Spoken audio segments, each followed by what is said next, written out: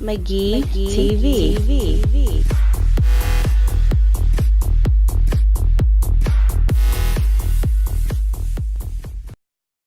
Welcome back, McGee TV viewers.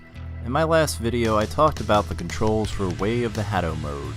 This is my full review for Ultra Street Fighter 2, The Final Challengers. Released by Capcom exclusively for the Nintendo Switch, Ultra Street Fighter 2 introduces the popular Street Fighter franchise to Nintendo's latest console.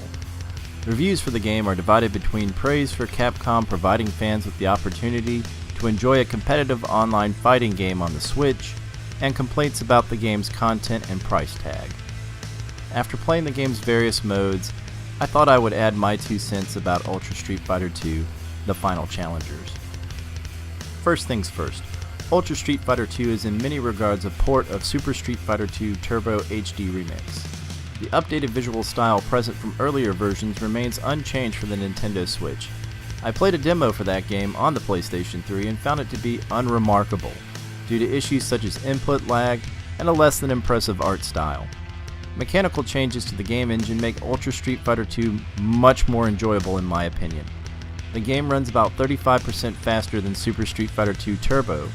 Special moves are easier to perform than they were in Street Fighter 2, and rebalancing such as removing inescapable throw loops, slightly reduced throw damage, and escapes from throws improves the overall experience.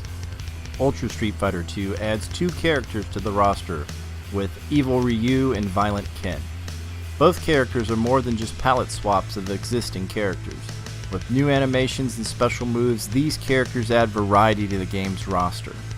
Both characters feature low vitality and high damage attacks, similar to classic Akuma. I like teleporting around the stage as Evil Ryu and Violent Ken. My favorite aspect of these characters is their demonic voices.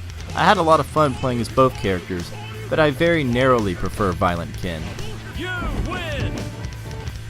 Regarding the price, I read reviews in Polygon and Forbes complaining about the price of the game.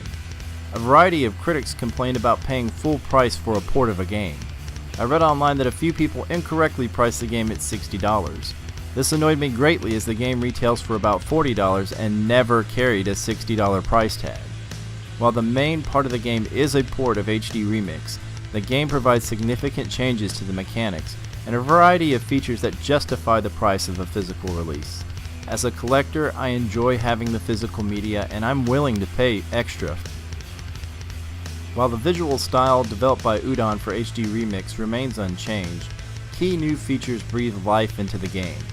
The ability to customize your character's appearance and to switch to the original sprites and sound effects provide a new way to enjoy the game.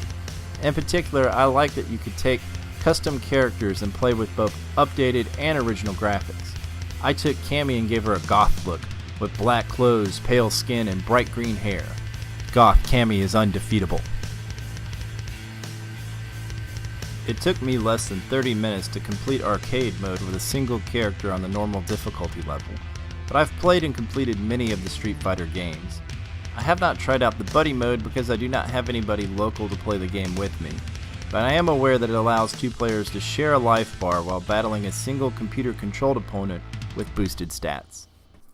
While I am not a competitive player of fighting games, I had a lot of fun playing online.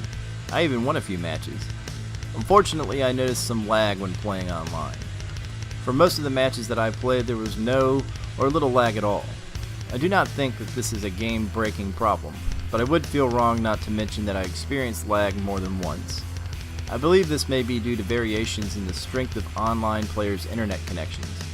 An icon indicated to me the Wi-Fi signal strength of my online opponents, and those with lower signal strengths were more likely to suffer lag during the match. When playing online, the game provides you with a variety of titles based on your successes and failures, with the option to pick the title that most suits you. The training mode is a standard mode for practicing moves against a dummy opponent. While well refined with move lists and options for dummy behavior, this is a mode that I rarely use, but it might be useful for some players. Way of the Hatto is a new motion-controlled style game where you play as Ryu in a first-person battle against M. Bison's army of Hadouken-throwing goons and the evil Overlord himself. I admit that it is goofy to throw imaginary fireballs with Joy-Cons in your hands, but I loved it. The Street Fighter V style 3D graphics contrast greatly with the rest of the game's art style. The silly Shadaloo soldiers remind me of Heavy from Team Fortress 2 cosplaying as M. Bison. You combat your enemies by performing a variety of gestures to make Ryu perform his signature special moves like the Shuriken and Hadoken. Unfortunately, you cannot throw regular punches and kicks, but once you get used to the controls, Way of the Hado can be a lot of fun. I recommend using the tutorial or watching my video on how to throw a Hadoken in Hado mode. In the gallery mode, you can look at a high-quality digital scan of the pages from an out-of-print art book titled Street Fighter Artwork Supremacy, while listening to your choice of music from the game's soundtrack.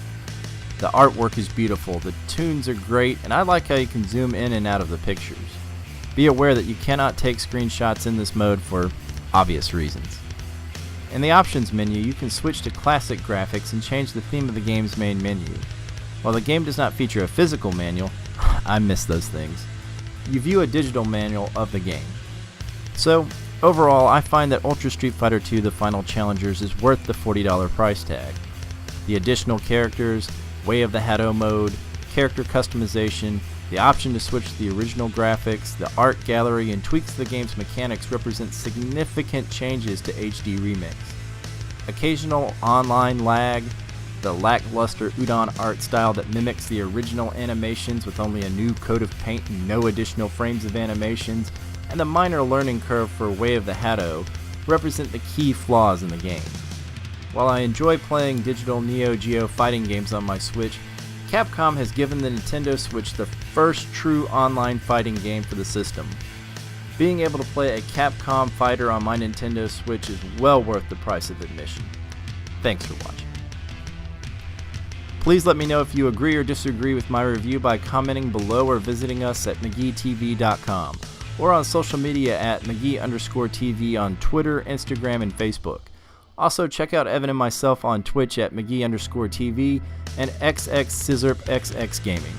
Finally, please like and subscribe for future content, and as always, thanks for tuning in.